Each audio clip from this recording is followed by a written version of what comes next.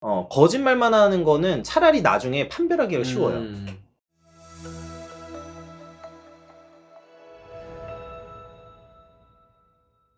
안녕하세요. 블랙시금치입니다. 박 변호사님께서 준비하신 이야기는? 인간관계에 대한 얘기인데요. 아, 인간관계요? 네, 많은 사람들이 다 해당하는 말씀이죠? 네네, 맞아요. 네. 좀 일반적이기도 하고, 또 이제 저희가 퇴사와 관련해서, 사업과 관련해서도 네. 인간관계가 제일 중요하기 때문에 그렇죠. 한번 준비를 해봤는데요. 이런 분들이 많아요. 이거는 이제 제 변호사로서 네. 주변에서 사기를 많이 당하시잖아요. 그렇죠. 근데 왜 그 사기를 당하시는 분들 보면은 대부분 계속 당하세요. 한 번 당한 게 아니라 당하고 어떤 다음에 또 한 번 당하고 네네네네네. 이런 경우가 많다는 네, 말씀인가요? 여러 차례 당하시는 분들이 상당히 많아요. 이게 좀 현명하신 분들은 한 번을 당해 보면 이제 이렇게 하면 안 되겠구나 해서 조심을 하시는데, 이게 여러 번 당하시는 분들이 굉장히 많거든요. 네. 왜 주변에 그 안 좋은 사람들이 계속해서 모이는가, 뭐 이런 주제로 한번 얘기를 한번 왜 해보겠습니다. 내 주변엔 쓰레기밖에 없는가? 네. 이 영상을 시청하시는 분들 중에 내가 사기를 한번 당해봤다라던가 이러면은 그 한번 좀 들어보실 만한 문제일 것 같아요. 일단은 사기를 치는 사람들의 대부분의 특징은 보통 이제 일부분 거짓말을 하지만 일부분은 진실을 얘기해요. 완전히 거짓으로 하는 경우는 되게 드물어요. 맞아요. 약간 거짓과 진실을 교묘하게 섞거든요. 예를 들면 어떤 사람이 이제 뭐 돈을 투자해라 라면서 이제 들어왔어요. 그렇죠. 근데 그 들어와가지고는 예를 들면 이런 사업이 있다라고 얘기하면서 돈을 가져가려고 해요. 네. 그러면 그 사업이 있는 건 맞아요. 그러니까 그쵸. 그건 진실이죠. 그리고 그 이후에 사기를 안 당하기 위해서 해야 되는 조치들에 대해서는 되게 쉽게 얘기해요. 그러니까 예를 들면 계약서를 쓰자, 돈을 어디에 입금해야 된다, 뭐 이런 부분 있죠. 그쵸. 그런 부분을 계속해서 놓치게 만들어요. 어떤 부분은 진실을 깔고 그 다음에 이제 자기가 사기를 치기 위한 이제 포석으로 깔아 놓은 다음에 이제 그쵸. 사기를 치기 시작하는 거거든요. 근데 이제 요게 제가 왜 이런 느낌을 받냐면 사람들이 일단은 솔직히 돈을 벌고 싶은 거잖아요. 그쵸. 쉽게 돈 벌려고 하다 보니까.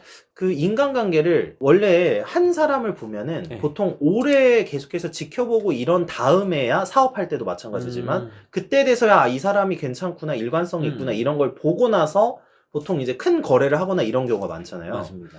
근데 이 사기를 자주 당하시는 분들은 그렇지가 않아요. 그러니까 조금만 자기한테 되게 솔깃한 얘기를 하면 금방 넘어가는 거예요. 약간 어떻게 보면 좀 귀가 얇다? 뭐 팔랑거린다? 왜 이렇게 볼 수 있나요? 네네. 그렇게도 볼 수 있고, 사실은 정말 슬프지만 사람을 오래 지켜보지 않아요. 근데 저 사람이 나한테 굉장히 좋은 얘기를 해주거나 솔깃한 얘기를 해주면 그냥 이제 쉽게 판단해버리는 거예요. 그게 쉬우니까, 말 그대로 쉽게 판단한다는 게 내가 쉬우니까, 더 편하니까 쉽게 판단하는 거겠죠? 그래서 결과적으로 보면은 만나는 관계가 의미로 만난 관계가 아니라 되게 이득을 보고 만나는 관계인데, 이득을 보고 만난다면은 상대방도 날 이득을 보고 만날 거 아니에요. 그러면은 양측에서 이득을 보고 만난다는 것 자체가 신뢰를 가지려면, 이게 사업적인 관계든 어떤 관계든 신뢰를 가지려면 좀 시간이 걸리는데 그 시간을 간과한다는 거죠. 그래서 이제 계속해서 당하더라고요. 그래서 뭐 어떤 분은 영업하시는 분은 영업하는 분은 그렇게 해서 빨리 내가 괜찮은 사람이라는 걸 어필할 수 있어요. 그게 영업 능력이긴 한데, 비즈니스랑 비즈니스가 하는 사업 같은 경우에는 오랜 좀 신뢰관계가 있어야죠. 그쵸. 그게 이제 안전하게 할 수 있는 방법인데 그 부분을 계속 놓치시더라고요.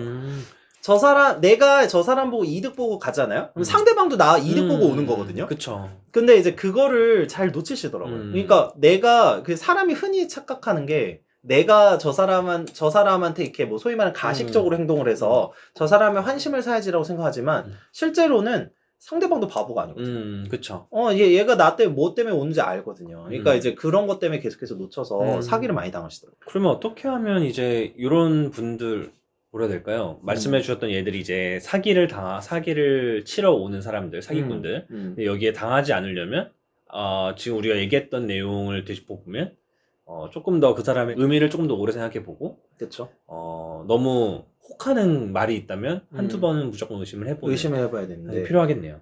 이 사람을 믿고 투자까지 하는 거거나 뭐 다른 어떤 추가적인 조치를 취하는 거, 그러니까 일만 맡기는 거 말고요.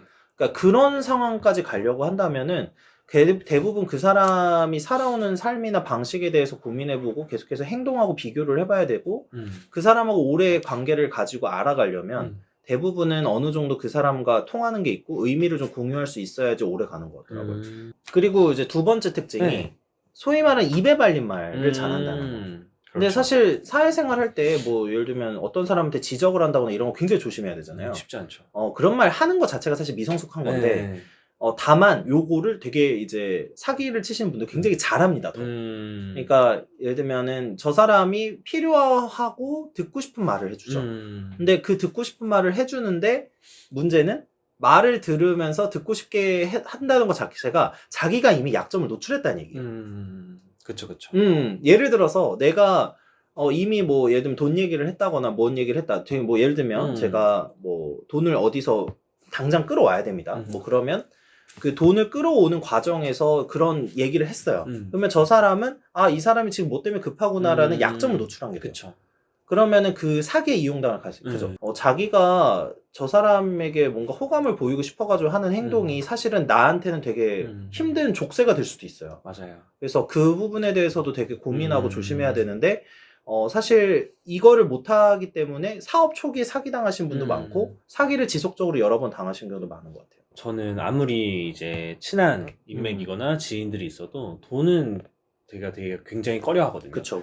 돈 거래라든지 돈이 같이 합쳐진다든지 이런 거 있어도 굉장히 저도 거부감이 큰 사람이다 보니까 오히려 어떤 인맥을 구축하거나 할 때 물론 그 사람의 어떤 역량이나 나의 역량이나 뭐 또 이런 역량의 시너지가 발생하는 인맥 관계 같은 건 이제 거기에 그 선에서 좋은 건데 이제 그게 추후에 뭐 돈이 엮이면서 그런 역량들이 합쳐지게 되면 되게 조심해야 할 필요가 있다고 생각을 해요. 맞아요. 왜냐면 돈이란 건 현실적인 거고 그 사람과 현실적인 모든 사안들을 나눌 수 있을 정도의 인맥이 되는가에 대해서 좀 신중하게 생각해야 될 것 같고 그리고 두 번째로 그 굉장히 빠르게 그 사람을 믿고 큰 돈을 준단 말이죠.